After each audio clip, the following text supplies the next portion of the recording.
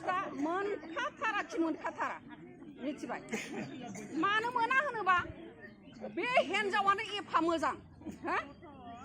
एफा समायना रमायना हिन्जाव दिनै बेमार आजार जायाखै बैनि फिसायानो हिन्जाव गदाय खुंखायोबा हा बै हिन्जावा माबायदि मोनगोन बे फिसा साथाम दंखायो अथ'स' सानै दंखायो अथ'स'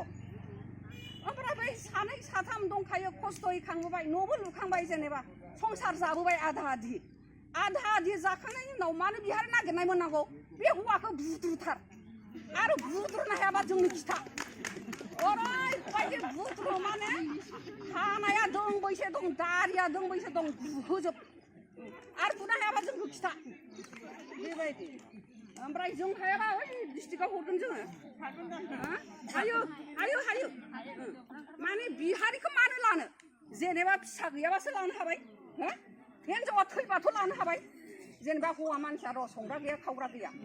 हिन्जावा थैबाय बेथ' बिराद खस्थ' जागोन बेसारा हो जोंथ' बे हिन्जाव मानसिया बुजिखायो